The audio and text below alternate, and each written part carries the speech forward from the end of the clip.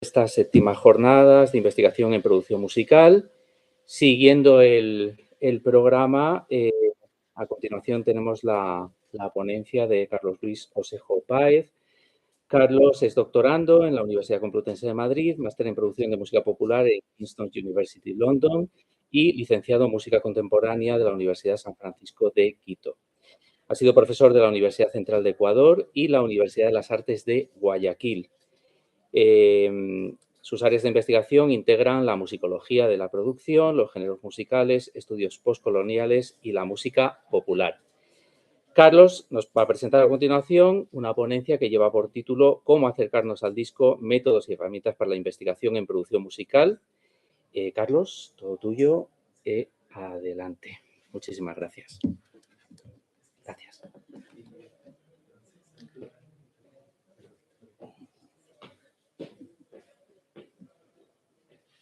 Bueno, buenos días con todo. Primero que nada, quería agradecerle a Marco por invitarme a participar de estas jornadas de investigación en producción musical. En esta charla les voy a hablar sobre la metodología que he estado utilizando en el marco de mi tesis doctoral, específicamente sobre los métodos y herramientas que he estado utilizando para acercarme a un objeto de estudio cuyo elemento de análisis central es un conjunto de discos o fonogramas. Mi investigación es un acercamiento mayormente desde la musicología de la producción a la discografía del grupo quichua ecuatoriano Ñanda Mañachi. En términos de género musical, la música de este grupo puede ser considerada como música folclórica, andina o tradicional, según desde qué lugar se vea, y sus discos fueron grabados por el etnomusicólogo francés Chopin Fermé en las décadas del 70 y 80. Además, este etnomusicólogo tuvo, digamos, un rol importante en la propia formación del grupo. A partir de su, digamos, experiencia de campo, permitió que se conozcan estos músicos y de esta forma se formó el grupo. Este corpus discográfico tiene distintas características que le hacen interesante para la investigación.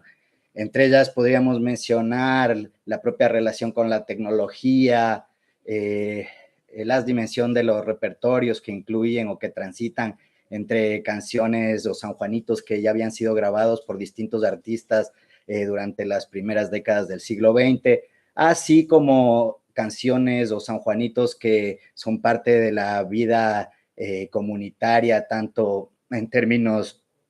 de vida ritual como cotidiana. Pero tal vez el aspecto que más resume el interés y la complejidad de este objeto de estudio es el hecho de que, a pesar de ser grabaciones que vienen de un trabajo de campo y de un trabajo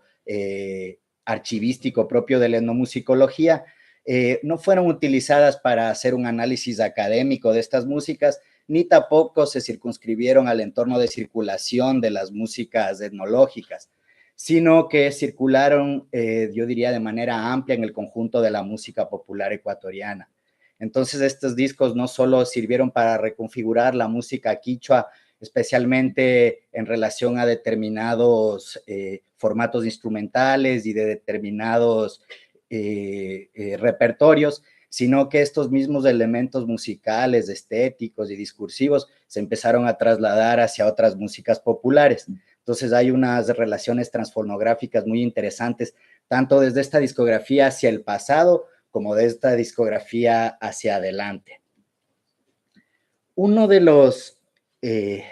puntos de partida más importantes y más útiles en términos metodológicos y teóricos en mi investigación ha sido el asumir plenamente que lo que estoy investigando es un conjunto de objetos y documentos multidimensionales, donde, si bien la canción grabada es el elemento central, tanto su escucha como su instalación pública está contextualizada por otros elementos como son textos, imágenes y discursos. Y lo que resalta la relación intermedial que hay entre todos estos elementos, como plantea Juan Pablo González. En términos de marco teórico, mi investigación está mayormente basada en distintos autores que se pueden inscribir en la denominada musicología de la producción, que todos coinciden en la idea de que la mediación tecnológica influye integralmente en el discurso musical, así como en las relaciones sociales. Además de que todos de alguna manera aceptan la idea de que la mediación tecnológica provoca transformaciones en la música. Y las teorías que sustentan a estos autores generalmente están relacionadas con la teoría del actor red, las teorías de las mediaciones, además de que comparten ideas con algunas proposiciones de la oralidad que proponen que los sujetos perciben, interpretan, crean y valoran lo sonoro según su contexto cultural, social y sensorial.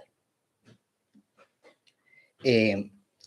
ese marco, las preguntas de investigación que yo me he planteado y que creo que se plantean la mayoría de investigadores que tienen objetos de estudio de esta naturaleza, tienen que ver con las fases de la producción musical, las características y usos de la tecnología y las decisiones de producción, las relaciones sociales y roles diferenciados en la creación, especialmente en el estudio de grabación, la interpretación en el estudio y cómo se asemeja o difiere de lo que sucede en este caso en la vida ritual y cotidiana de las comunidades. También preguntas que tienen que ver con los elementos visuales, los textos y discursos que contextualizan al fonograma y cómo todos estos elementos se relacionan con marcos culturales más amplios, como son los géneros musicales, las construcciones étnicas y el propio contexto político en el que se da una producción musical de esta naturaleza. Tal como plantea Carlo Nardi en un texto que me parece sumamente útil para clarificar la cuestión metodológica, el papel de la metodología es proporcionar las herramientas de investigación en torno a una pregunta determinada, lo que de por sí sugiere que la metodología no debería ser una camisa de fuerza, sino que debería ser lo suficientemente flexible y adaptable como para permitir navegar por las distintas dimensiones de cada pregunta. Por lo tanto, las decisiones sobre la metodología tienen que ver con un conjunto de consideraciones, como son el tema de investigación, el marco teórico, las variables investigadas o los elementos que queremos observar, el punto de vista epistemológico, que en este caso es un punto de vista que tiene que ver con la interculturalidad y el constructivismo social, lo que también ya implica una relación directa con la epistemología que está detrás de los estudios antropológicos y de la etnografía, y especialmente yo diría en el caso de esta investigación, con los recursos disponibles,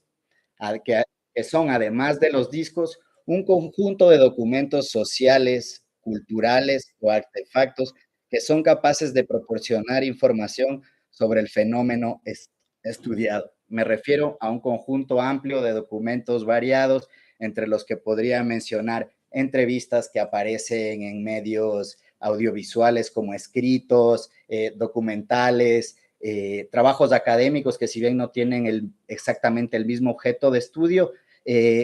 brindan información relacionada, además de archivos visuales y sonoros que de alguna manera conectan con esta discografía. En la mayoría de